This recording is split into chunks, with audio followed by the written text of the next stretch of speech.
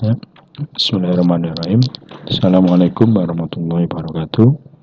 Selamat berjumpa kembali teman-teman di mata kuliah mineralogi dan petrografi, di mana kita sudah menginjak di pertemuan minggu ketiga. Di pertemuan minggu ketiga ini kita akan membahas apa yang sudah kita sampaikan di sebelum-sebelumnya, bahwa bahasan yang paling pertama akan kita bahas adalah yang berkaitan dengan kristalografi atau ilmu yang mempelajari tentang kristal itu. Karena kenapa ini menjadi penting di awal kita pelajari, karena seperti apa sudah kita bahas di pertemuan sebelumnya, bahwa ketika kita bicara batuan itu bisa sederhanakan menjadi berbagai macam bentuk-bentuk mineral.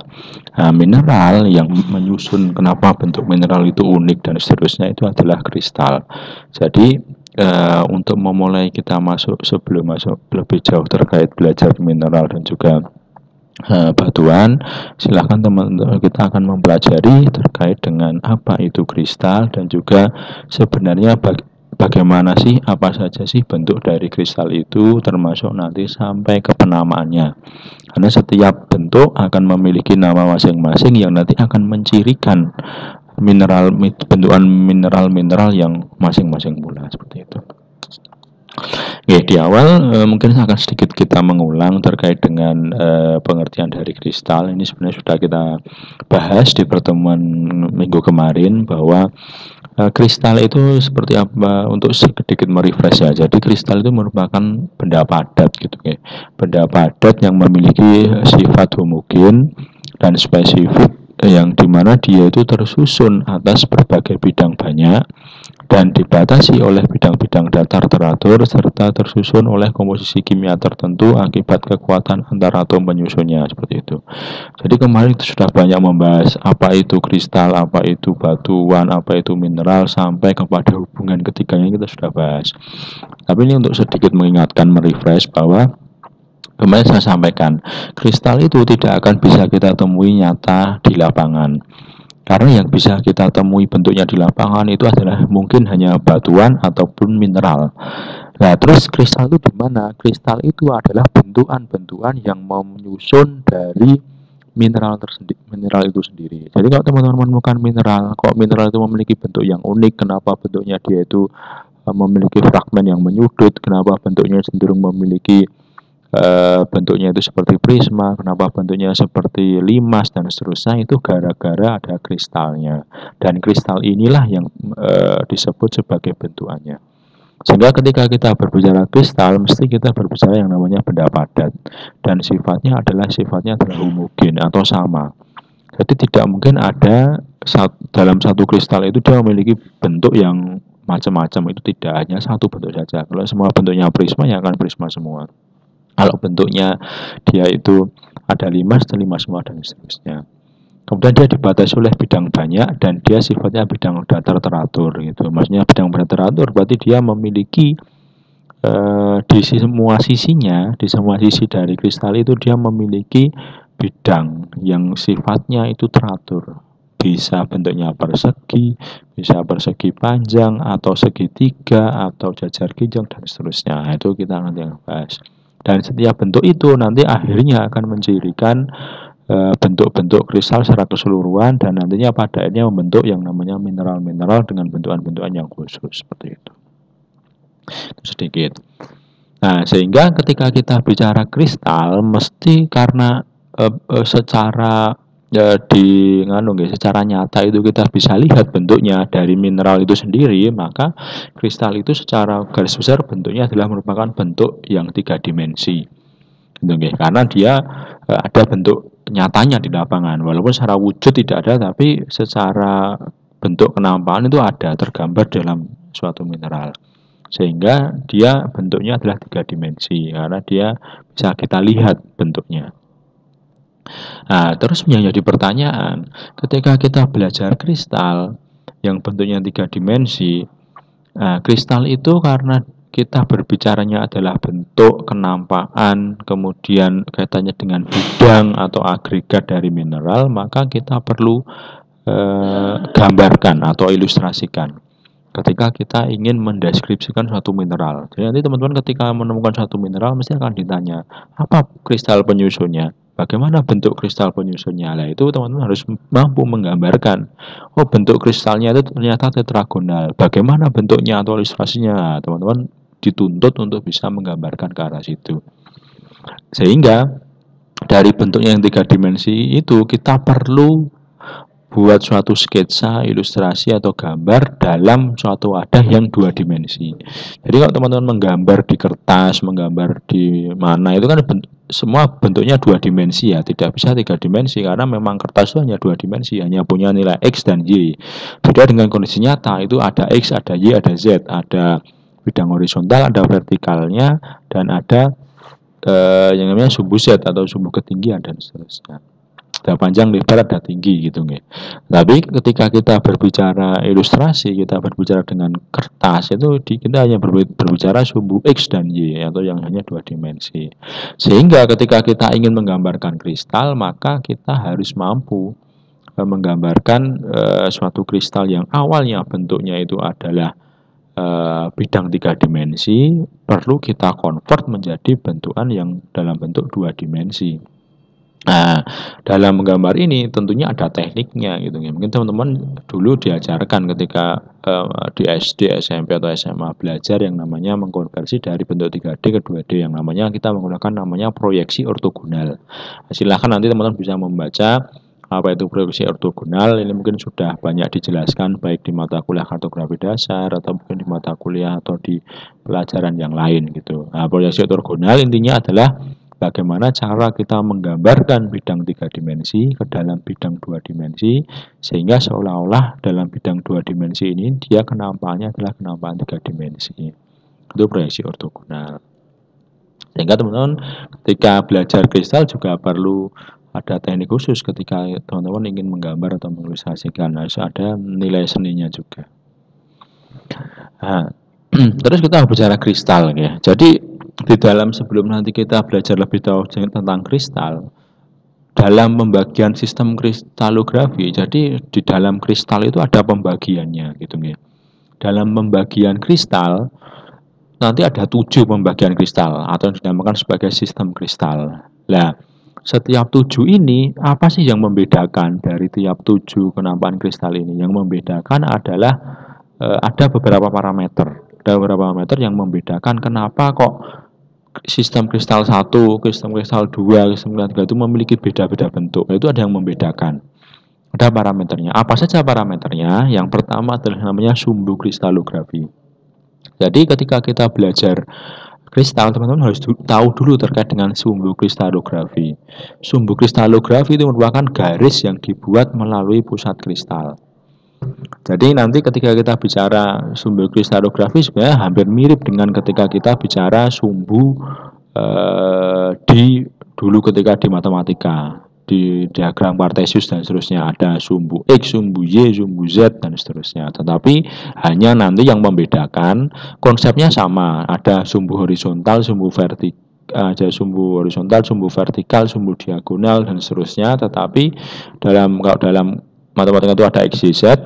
Tapi nanti yang membedakan ketika kita bicara sumbu kristalografi itu hanya penyimbolannya.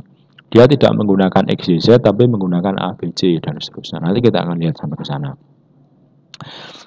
Itu yang pertama sumbu. Kemudian ada yang parameter kedua yang membedakan kenapa bentuknya itu berbeda-beda. Ada 7 sistem kristal, itu yang kedua adalah sudut. Nah, sudut itu adalah merupakan sudut yang dibentuk oleh 2 sumbu utama kristal. Jadi anggaplah kita ingin menggambarkan, kita harus tahu sudut kristalografinya. Seberapa besar sih sudut yang dibentuk antara sumbu X dengan sumbu Y misalkan. Oh ternyata 90 derajat, oh ada yang 30 derajat, oh ada yang 60 derajat dan seterusnya. Itu adalah sudut kristalografi. Atau mungkin yang sumbu yang dibentuk antara Y dengan Z atau X dengan Z atau Z dengan X. Nah, itu adalah contoh dari sudut kristalografi. Berapa sih sudut yang dibentuk antara 2 sumbu itu yang bersinggungan? Itu adalah sudut kristalografi. Dan selanjutnya ada ketiga, yaitu adalah simbol kristalografi yang membedakan, yaitu adalah simbol umum yang dipakai dalam sistem kristalografi yang mengacu pada simbol Miller dan juga simbol Weiss. Jadi nanti ketika kita ingin menuliskan simbolisasi kristal, biasanya ini digunakan untuk ukuran bentuk dari si kristal sendiri. Itu kita kenal ada dua istilah penggunaan simbolisasi, yaitu ada simbol Miller dan juga simbol Weiss. Dan simbolisasi inilah nanti yang membedakan, perbandingannya antara sumbu ABC di sistem kristal 1 itu berapa sih? Yang perbandingan di sistem kristal di sumbu B itu berapa sih? Yang di C berapa, dan seterusnya, itu ada di simbol kristalografi. Dan yang terakhir adalah letak bidang kristalografi. Letak bidang kristalografi ini juga penting. Antara bentuk kristal yang bagian depannya itu segitiga dengan bagian depannya persegi, namanya akan berbeda. Antara yang segitiga, depannya segitiga, tampak depannya segitiga, tampak depannya dasar ginjang, namanya akan berbeda, dan seterusnya itu.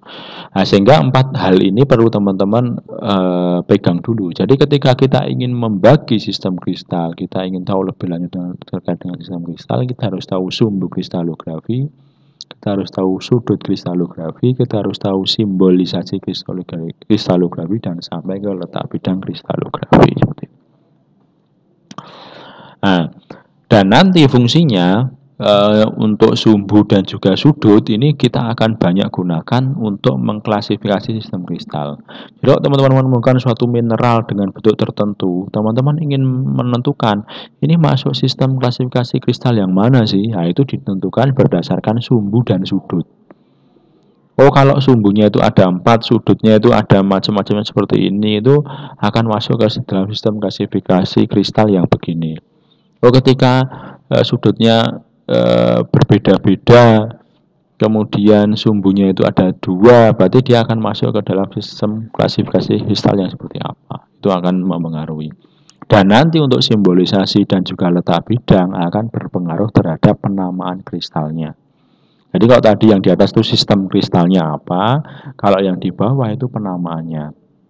Makanya tadi saya sampaikan, ketika yang depannya itu segitiga, namanya akan menjadi pinakoid misalkan. Kalau yang bagian depannya itu adalah persegi, akan menjadi rombis misalkan. Nah, itu akan berbeda dari segi penamaan. Sehingga teman-teman harus pegang itu. Sumbu dan sudut digunakan untuk menentukan sistem kristalnya, simbol dan juga letak bidang akan digunakan sebagai penamaan kristalnya. Pertama kita masuk dulu, kita bahas satu persatu ya. Pertama mulai dari sumbu kristal. Di dalam kristal itu ada apa saja sih sumbunya gitu ya. Teman-teman mungkin sudah tahu sumbu ya. Jadi kalau di dalam kristal itu terdapat ada 3 sumbu gitu ya.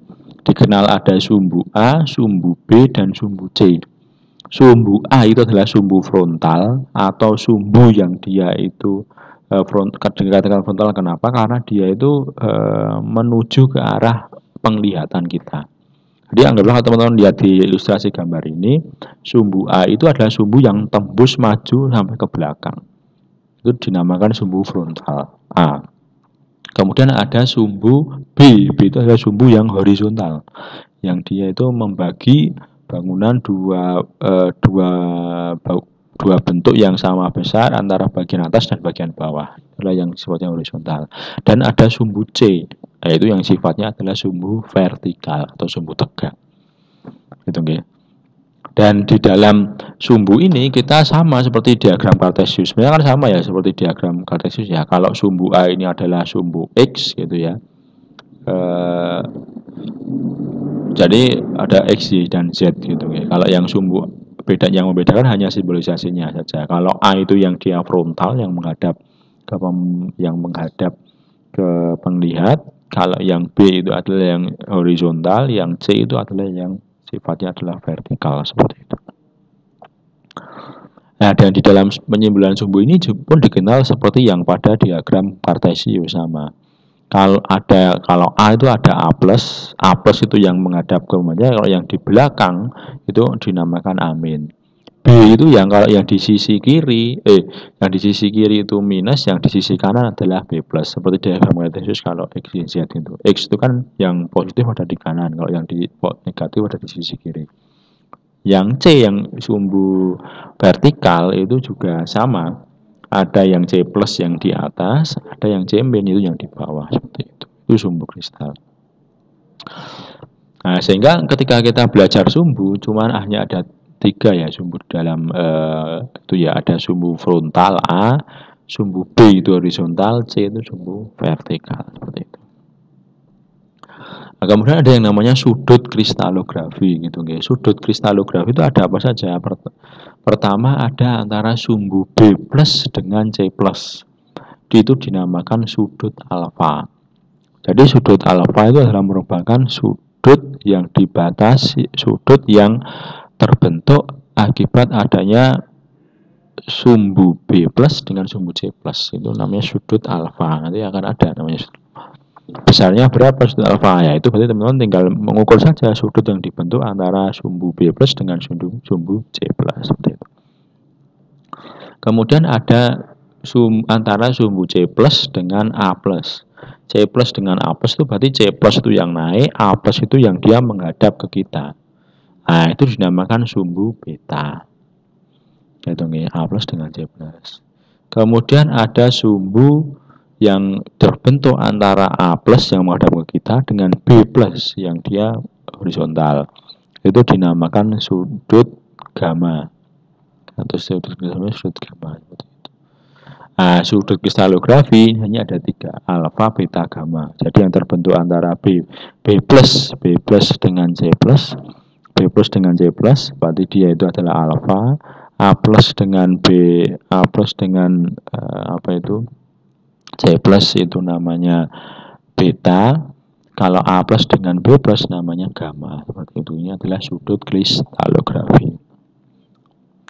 Nah, kemudian ini yang kaitan dengan letak bidang gitu ya. Letak bidang kristalografi. Letak bidang kristalografi itu nanti ada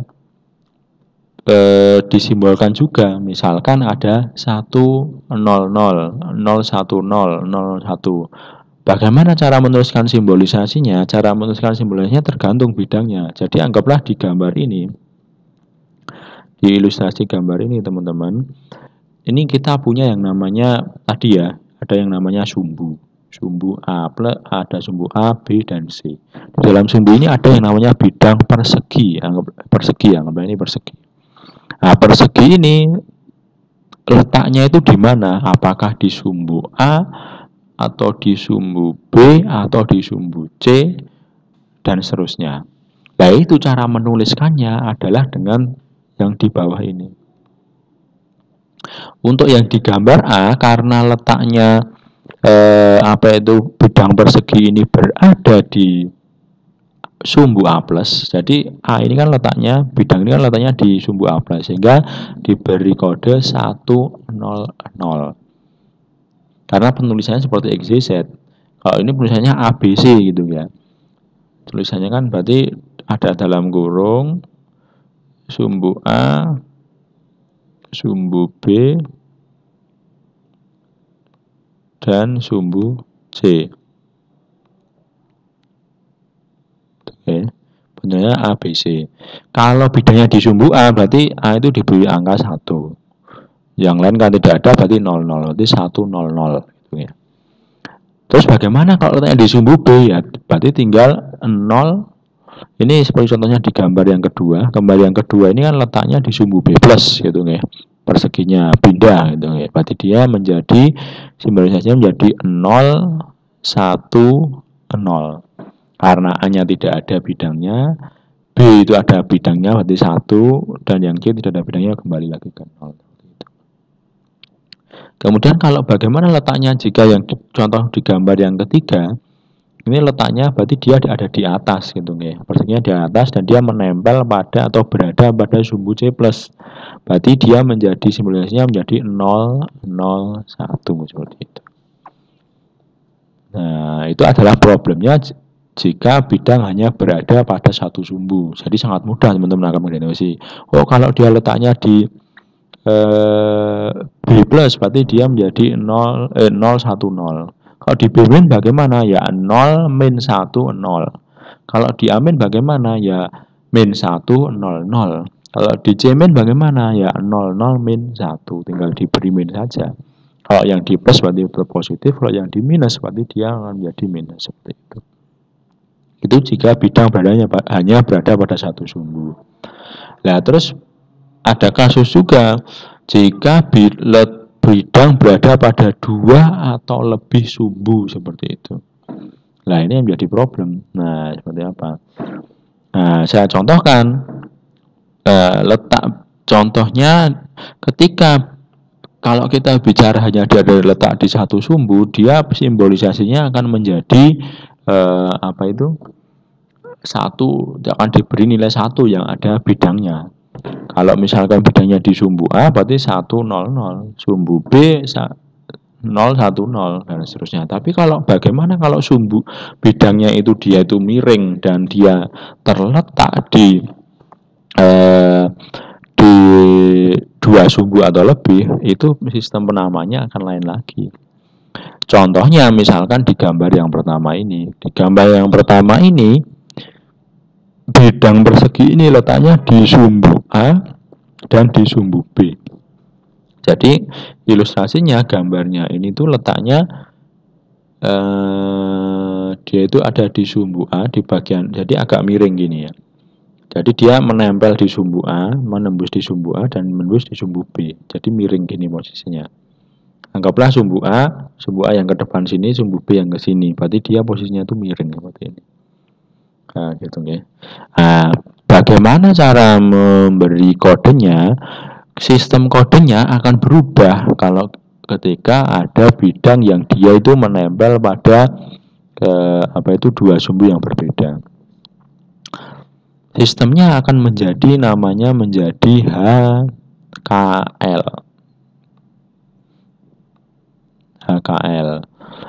Jadi untuk ketika tidak ada bidang yang menempel sumbu, semua akan tertulis 0, 0, 0. Tetapi ketika nanti akan ada yang bersinggungan, bidangnya itu bersinggungan pada salah satu sumbu, akan berubah menjadi HKL. Contoh kasus di gambar di ini ya. Gambar ini karena dia itu letak bidangnya di sumbu A dan sumbu B, maka sistemnya akan berubah menjadi HK0 karena di sumbu A itu ada bidangnya berubah menjadi H, di sumbu B itu ada bidangnya berubah menjadi K, di sumbu C tidak ada berarti tetap 0, berarti menjadi HK0. Kasus lain, jika bidangnya itu menempel pada sumbu B dan C, menempel sumbu pada B dan C berarti kan miring gini gitu nggih. Miring gini bidangnya. Bidangnya miring gini.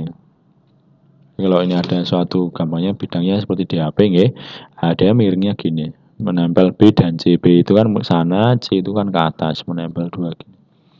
Nah, ketika dia menempel B dan C, simbolisasinya akan tidak menempel, berarti dia menjadi 0 KL karena menempel di B dan C.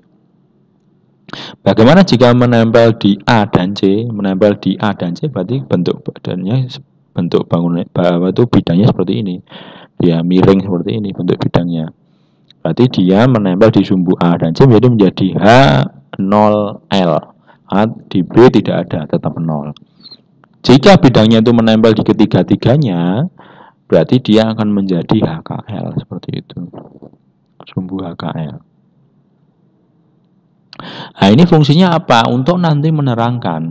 Anggaplah exposure gambar dari suatu bidang itu dia bentuknya adalah tadi saya katakan segitiga atau namanya itu dia dinamakan sebagai pinakoid gitu dalam istilahnya. Nanti kita akan belajar ke situ.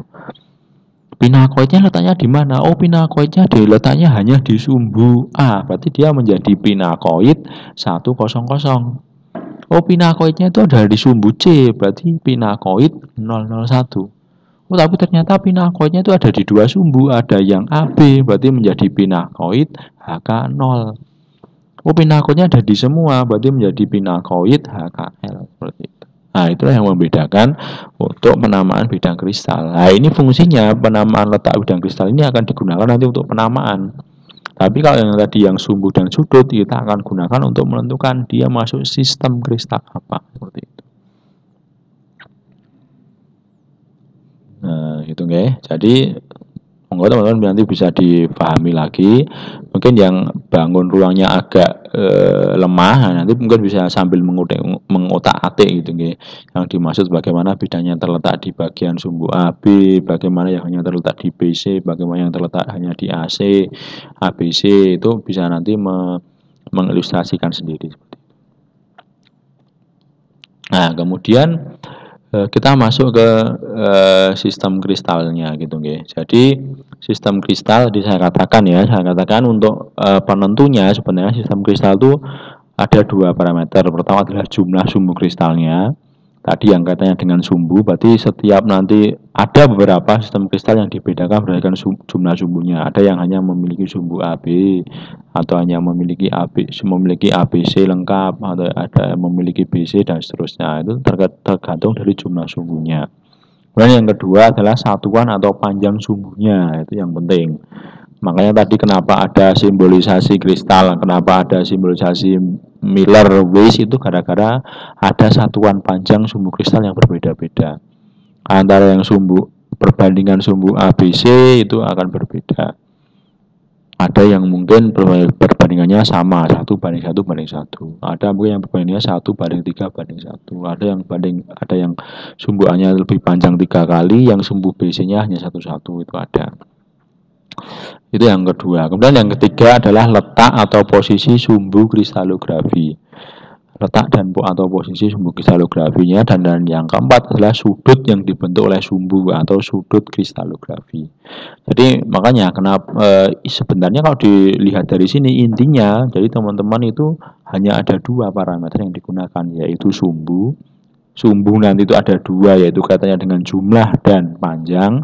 Kemudian untuk yang dan letak ya 3, dan satu lagi adalah sudut kristalografi. Itulah yang digunakan untuk membedakan sistem kristal yang ada gitu ya.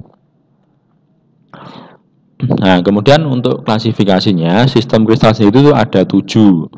Pertama itu adalah namanya sistem reguler. Kemudian ada sistem tetragonal gitu ya. Sistem reguler itu ciri khasnya bentuknya kalau untuk mencontohkan biasanya ini adalah bentuknya kubus. Kubus berarti kan dia perbandingan ABC-nya itu sama secara panjang. Nanti kalau ada salah satu sisi yang mungkin tingginya itu berbeda, lebih tinggi, sumbu C-nya lebih tinggi, dia akan menjadi namanya sistemnya tetragonal. Secara jumlah masih sama. Nanti ada yang namanya sistem rombis atau ortorombis gitu ya. Kemudian ada yang keempat yaitu namanya sistem monoklin. Kemudian ada yang kelima yaitu sistem triklin. Kemudian yang keenam adanya sistem heksagonal. Kemudian yang ketujuh adalah sistem trigonal. Jadi sebenarnya secara garis besar kristal itu hanya terbagi menjadi 7 sistem. Dari berbagai macam bentuk mineral yang kita temui di lapangan itu sebenarnya hanya terbagi menjadi 7 klasifikasi. Ada sistem reguler, sistem tetragonal, sistem rombis atau ortorombis, sistem monoklin, sistem triklin, sistem heksagonal, dan sistem trigonal. Dan nanti di setiap sistem ini akan memiliki ciri masing-masing, mulai dari jumlah sumbunya berbeda, sudut kristalografinya berbeda, perbandingan panjangnya berbeda, bahkan letak sumbu kristalnya juga berbeda-beda seperti itu. Nah, kita akan pelajari satu persatu. Pertama yaitu sistem reguler. Sistem reguler atau yang nama lainnya itu dinamakan sistem kubik atau sistem isometrik atau sistem tesular itu ya namanya ya. Nah, ini kalau untuk sistem reguler jumlah sumbunya ada 3, ada sumbu A, sumbu B, dan sumbu C gitu ya. Kemudian ciri yang kedua yaitu sumbu A, B, dan C-nya itu sama panjang. Makanya kan apa bentuknya bisa kubus? Kubus itu kan ciri khasnya dia memiliki panjang sisi yang semua itu sama. Nah, sehingga ketika kita bicara tentang sistem reguler berarti secara garis besar sumbu A, B, dan C-nya itu memiliki panjang sumbu yang sama. Kemudian sudut yang terbentuk yaitu sudut alfa, sudut beta, sudut gamanya tadi ya, itu adalah 90 derajat. Sudut alfa itu yang dibentuk antara B dan C, 90. Sudut beta berarti antara A dan C, berarti 90. Antara A dan B berarti 90. Semua tegak lurus sehingga menjadi sistem reguler seperti itu. Nah, karena tadi saya sampaikan di awal ya, jadi sistem kristal itu kan bentuknya 3 dimensi. Secara 3 dimensi, sistem reguler itu memiliki ciri 3 ini. Sumbu-sumbunya 3, ABC, kemudian dia sumbu ABC, ABC-nya itu sama panjang, semua panjangnya sama, kalau 90 itu 90 semua. Sudutnya alfa, beta, gamanya itu 90 derajat. Sehingga kalau secara nyata bentuknya itu ada kubus. Kalau di kenyataan itu, teman-teman pernah melihat di kenyataan bentuk kubus, balok kubus atau mungkin bentuk bangunan yang bentuk kotak atau bentuk Ka'bah, itu bentuknya kubus ya. Nah, itu adalah contoh sistem reguler. Itu adalah bentuk di kenyataan. Tetapi tadi saya sampaikan, ketika kita ingin menggambarkan, kita kan perlu ada penyesuaian. Ada yang namanya proyeksi ortogonal, ada penyesuaian. Lah, dalam penyesuaiannya ini ada tekniknya sendiri dalam cara penggambaran. Nah, dalam cara penggambarannya itu untuk menggambarkan sistem reguler itu ada kaidahnya. Kaidahnya itu sudut antara sumbu A plus dan B min itu menjadi 30 derajat. Walaupun di kenyataan, kalau kita bicara sifat ciri kenyataannya, dia 90 derajat semua sudut alfa, beta, gamma. Tetapi, kalau dalam penggambaran, agar muncul kesan 3 dimensinya, itu kita perlu menggambarkan sudut antara A plus dengan B min. A plus dengan B min itu berarti kan sudut yang terbentuk gamanya atau A plus dengan B plusnya, atau sudut gamanya, berarti dia itu adalah tidak dibuat 90 derajat tapi dibuat 60 derajat, agak dimiringkan. Karena kan nggak mungkin kita bisa menggambar yang sudut sumbu frontalnya dibuat 90 derajat, kan nggak mungkin. Yang menembus gini bagaimana? Apakah mungkin pensilnya menembus luar dari gambar? Kan nggak mungkin. Nah, makanya perlu ada yang namanya proyeksi ortogonal. Makanya agak dimiringkan. Yang C antara C dengan B itu tetap sama 90, yang A dengan C tetap sama 90, cuman yang A plus dengan B plus atau yang sumbu gamanya itu dibuat 60 derajat, tidak 90 derajat. Karena 90 derajat gambarnya tidak bisa, makanya dibuat 60 derajat. Sehingga seolah-olah gambarnya itu akan menjadi 3 dimensi. Dan nanti satu lagi, panjang sumbunya tidak dibuat sama semua agar nampak kesan 3 dimensinya. Yang diubah adalah sumbu A-nya. Jadi atau garis yang frontal atau yang sumbu frontalnya tidak dibuat sama 3, 3, 3. Karena kalau dibuat sama 3, 3, 3, 3 tidak akan bisa membentuk bentukan kubus, ilustrasi kubus. Makanya yang sumbu A-nya dikecilkan. Sehingga perbandingannya di 1:3:3. Kalau sumbu B-nya dibuat 9 cm, C-nya dibuat 9 cm kan sama ya. Berarti sumbu A-nya dibuat hanya 3 cm. Kalau sumbu B-nya dibuat 6 cm, dibuat 3 cm, berarti sumbu C-nya tetap sama 3 cm, tapi sumbu A-nya hanya dibuat 1 cm untuk perbandingan. Sehingga seolah-olah menjadi kubus. Kalau digambarkan akan membentuk kubus seperti ini. Nah, itu sistem reguler. Contohnya apa? Mineral yang memiliki sistem reguler ada galena, yang memiliki rumus kimia PbS, ada emas, ada pirit, ada halit, dan seterusnya. Halit itu atau garam gitu, NaCl gitu ya. Nah, ini untuk ilustrasi penggambarannya. Jadi sistem reguler itu ada sumbu A dan B memiliki 3 sumbu. Kemudian dia itu panjangnya, perbandingan panjangnya itu adalah sama kalau secara secara sifat, dan memiliki sudut 90 derajat. Nah, untuk cara penggambarannya, ini ilustrasinya, panjang sumbunya itu ada agak dibuat berbeda karena kita perlu proyeksi ortogonal. A itu 1, B itu 3, C itu 3 perbandingannya. A 1, B3, C3. Dan sudut yang dibentuk itu semua 90 derajat, yang alfa beta 90 derajat, cuman yang gamma dibuat 60 derajat. 30 derajat. Nah, sehingga nanti kalau digambar ilustrasinya seperti ini. Nah, menjadi bentuknya regular kubus. Ini yang sistem reguler.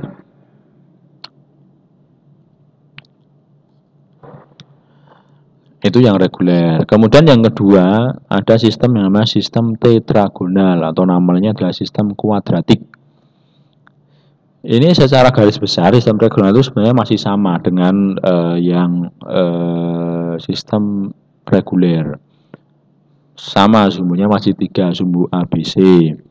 Kemudian yang membedakan antara yang reguler dengan tetragonal itu hanyalah panjang sumbunya. Gitu ya. Panjang sumbunya itu kalau yang tetragonal itu yang sumbu C-nya itu berbeda. Jadi dia lebih panjang. Jadi sumbu A dan B-nya itu sama, tapi sumbu C-nya dia itu lebih panjang gitu. Sehingga nanti kalau bentukannya makanya dia akan membentuk seperti balok, atau kalau tadi kan kubus yang memiliki sisi semua itu panjang sisinya sama, tapi kalau ini adalah balok karena ada satu sisi yaitu yang sisi C atau yang di sumbu vertikalnya itu dia memiliki panjang yang lebih panjang dibandingkan yang sumbu A dan sumbu B-nya. Nah, cuman dia bisa lebih panjang atau lebih pendek. Kalau dia sumbu C-nya lebih panjang, dinamakan bentuknya akan menjadi kolumnar. Karena dia akan membentuk seperti kolom gitu ya, memanjang ke atas. Tapi kalau dia sumbu C-nya itu lebih pendek, dia akan dinamakan stout gitu ya. Jadi ini ada istilah yang namanya stout. Stout itu ya seperti balok tapi dia ukurannya itu dia lebih mini gitu ya. Itu namanya stout. Dan yang lainnya sama, sudut alfa beta gamanya masih sama 90 derajat. Jadi yang membedakan antara reguler dan tetragonal adalah di panjang sumbunya. Kalau tadi semua itu sama, kalau yang ini, yang C itu dia berbeda, bisa lebih panjang atau lebih pendek. Nah, untuk menggambarkan ini juga ada kaidahnya sendiri. Sudut perbedaannya tadi ya, cara menggambarnya hampir sama. Jadi kalau sumbu A plus dan B-nya atau A plus dengan B plusnya atau sumbu gamanya itu 60 derajat atau dibuat 30. Kemudian perbandingannya yang berbeda karena yang kaitannya tadi yang sifatnya yang memiliki C yang lebih panjang. Perbandingannya menjadi 1 banding 3 banding 6. Fungsinya kenapa dibuat 1 yang sumbu A? Karena tadi untuk menampilkan kesan 3 dimensi, jadi perlu diubah 1. B-nya tetap 3, yang C ini dia karena 2 kali lipat berarti kan menjadi 6 atau mungkin bisa lebih pendek misalkan 1,5 dan seterusnya tergantung dari cara penggambarannya. Contoh mineralnya adalah kalkopirit dan juga kasiterit itu yang dia memiliki bentuk sistem tetragonal. Nah, ini cirinya ya, dia memiliki 3 sumbu A, B dan juga C, sumbu A, sumbu frontal, sumbu horizontal dan sumbu vertikal, memiliki 3 sumbu. Kemudian panjangnya perbandingannya kalau secara nyata itu adalah A sama dengan B tapi tidak sama dengan C. C itu bisa lebih tinggi atau lebih panjang atau lebih pendek.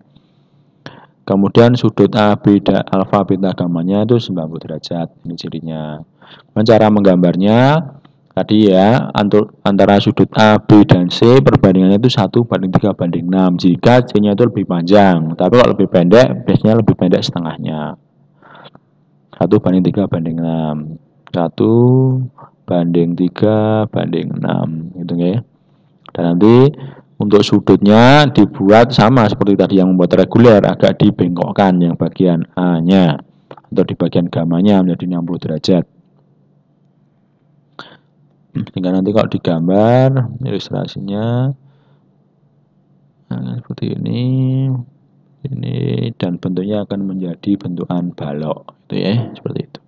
Ini adalah sistem tetragonal. Ada reguler, tetragonal.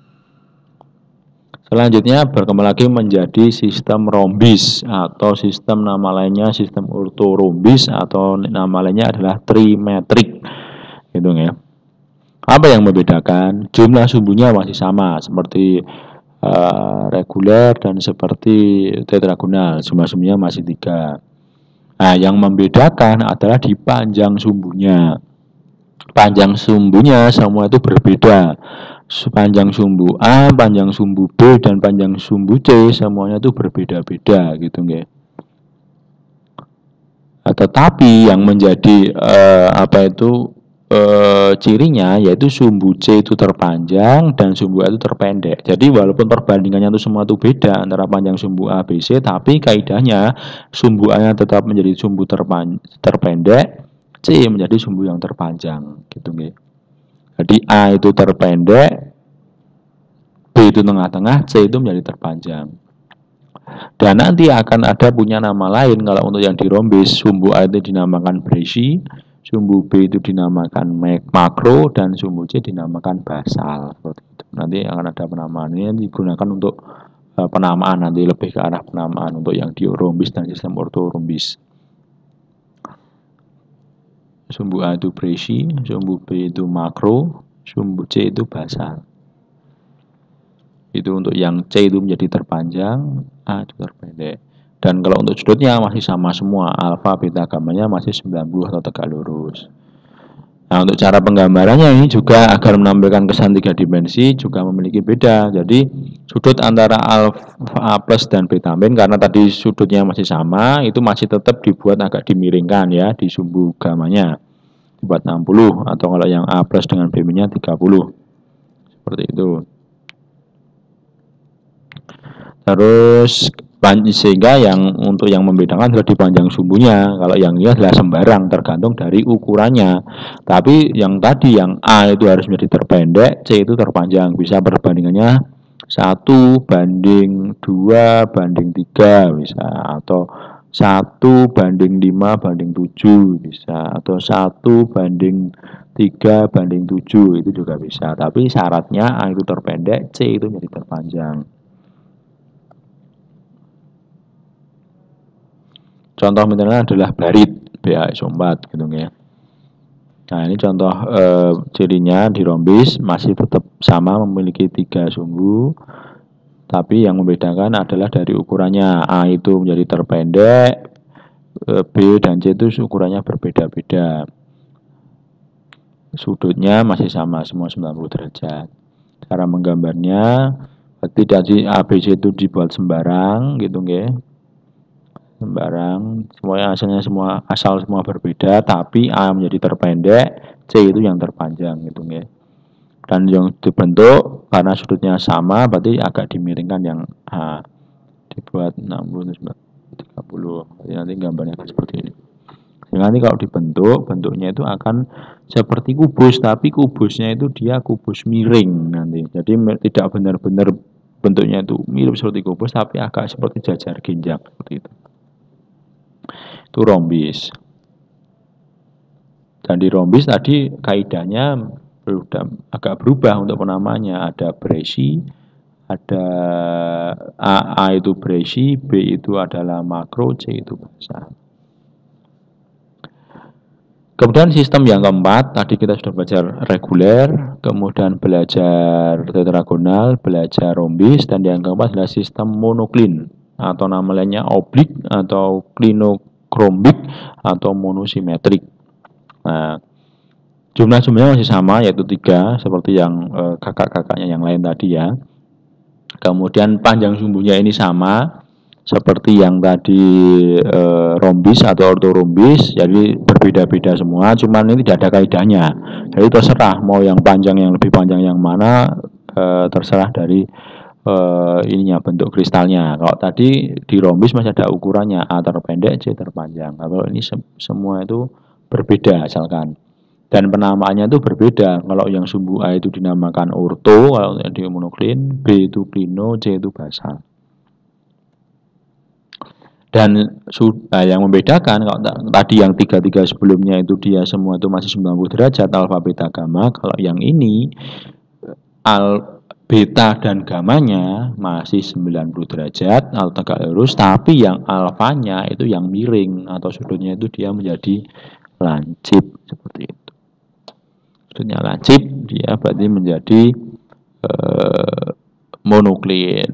Gitu, sudut alfa itu berarti sudut yang terbentuk antara beta B plus dengan C plus, yaitu dia menjadi sudut lancip. Berarti dia agak di bawah 90 derajat, bisa 60, bisa 30 dan seterusnya.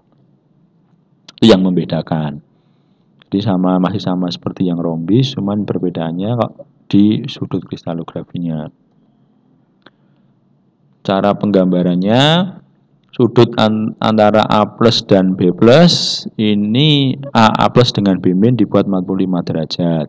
Panjang sumbunya semua dibuat sembarang. Contoh mineralnya adalah ortoklas, yaitu rumus kimianya KAlSi3O8.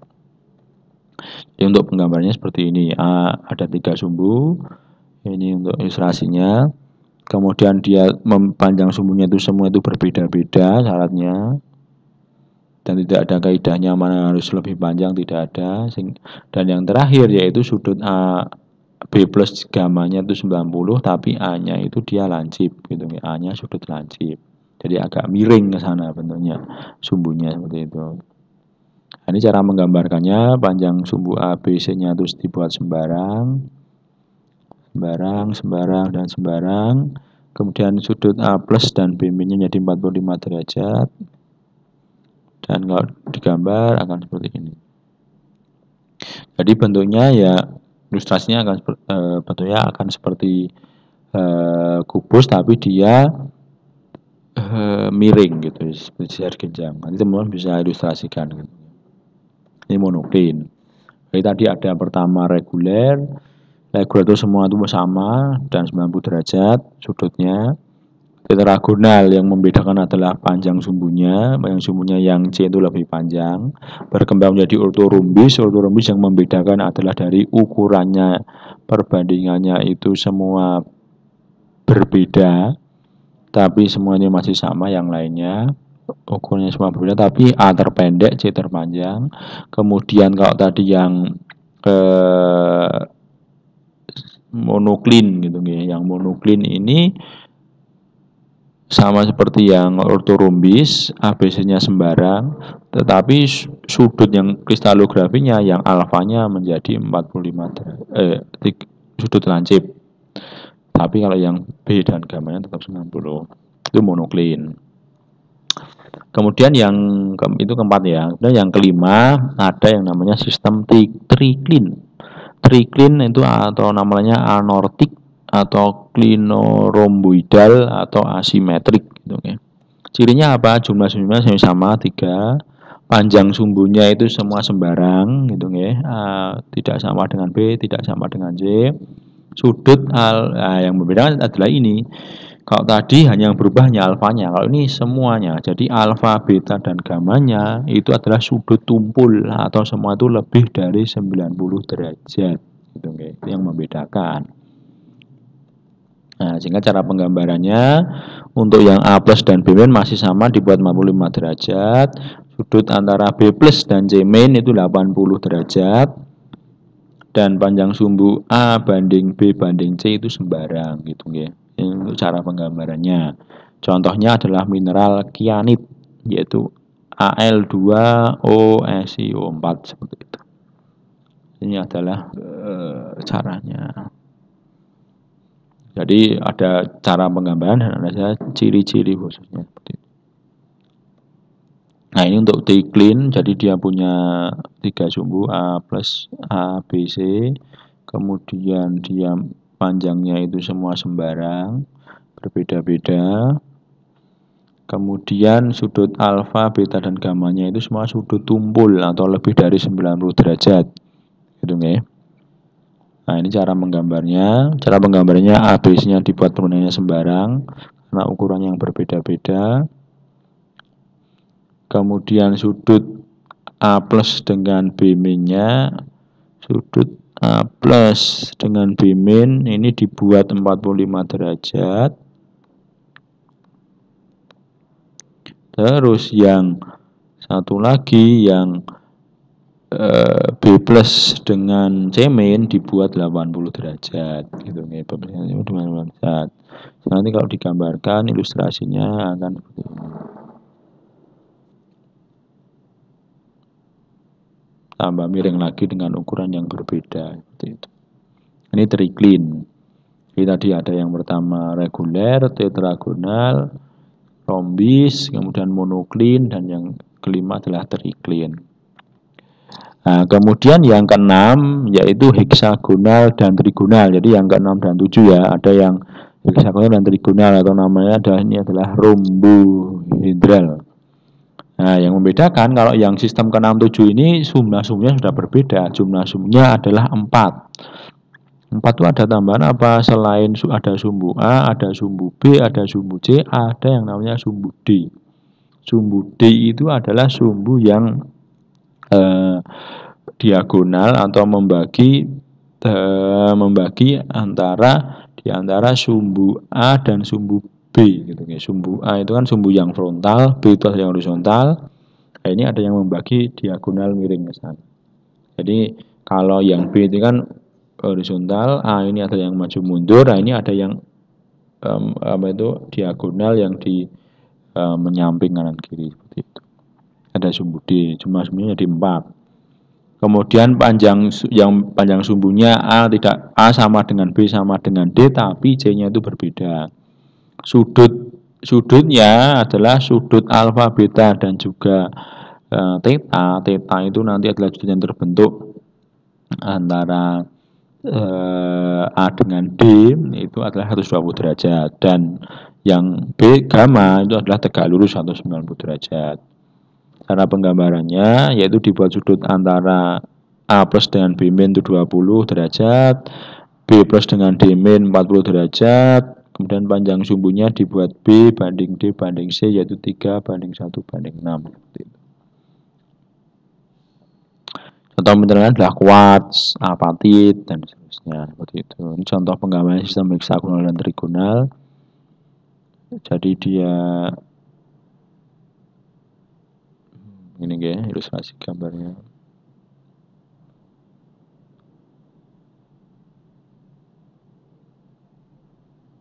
Nah, itu ya teman-teman ya. Jadi itu adalah yang untuk heksagonal dan trigonal ya. Memang heksagonal dan trigonal ini agak lebih banyak karena sumbu-sumbunya itu ada 4. Berbeda tadi kalau yang di 5 sistem yang di awal itu sumbunya itu hanya ada 3, kalau yang ini hanya 4. Tapi memang di kenyataan di lapangan untuk yang heksagonal dan trigonal ini memang jarang ditemukan, hanya pada mineral-mineral tertentu saja. Secara garis besar mineral yang ditemukan itu mesti masuk ke dalam 5 sistem yang awal, entah itu reguler, tetragonal, rombis, kemudian monoklin atau triklin. Nah, kalau yang heksagonal trigonal ini hanya pada mineral-mineral tertentu saja. Tidak banyak yang memiliki variasi bentuknya heksagonal dan trigonal seperti itu. Oke, itu teman-teman. Jadi nanti silahkan kalau teman-teman masih bingung, ini akan ada materi. Silahkan nanti bisa diklik di sini ada link untuk mungkin teman-teman bisa semakin paham. Tadi mungkin bingung, ini bentuknya seperti apa? Mungkin yang kalau biasanya itu yang lemah ini kalau yang bangun ruangnya itu kurang.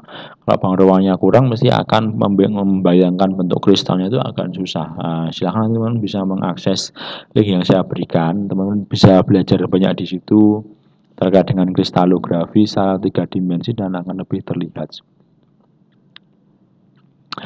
Ya itu teman-teman mungkin yang bisa saya sampaikan terkait dengan materi. Jadi masih pemanasan terkait dengan tadi ya, kunci-kunci ketika kita ingin memahami kristal, terus kemudian 7 sistem kristal yang ada yang nanti dijadikan dasar dalam penamaan. Dan ini penting karena nanti dalam penamaan unsur pertama yang ditampilkan adalah terkait dengan sistem kristalnya. Yang menjadi penciri itu mesti akan masuk di dalam penamaan. Jadi teman-teman harus tentukan dulu dia masuk ke sistem kristal mana, baru kita bisa lanjutkan ke dalam nama kristalnya. Sehingga ini penting teman-teman untuk bisa memahami, membedakan hanya 7 saja, 7 sistem kristal. Mulai dari reguler, kemudian ada tetragonal, ada rombis, kemudian ada monoklin, triklin, heksagonal, dan trigonal. Seperti itu. Oke, silakan nanti teman-teman bisa akses link yang saya berikan. Semoga apa yang saya sampaikan bisa membawa manfaat bagi teman-teman dan semakin mencerahkan teman-teman dalam belajar mineralogi dan petrografi. Mungkin itu saja yang bisa saya sampaikan di materi kali ini. Saya ucapkan terima kasih. Ada kurang lebihnya saya mohon maaf. Assalamualaikum warahmatullahi wabarakatuh.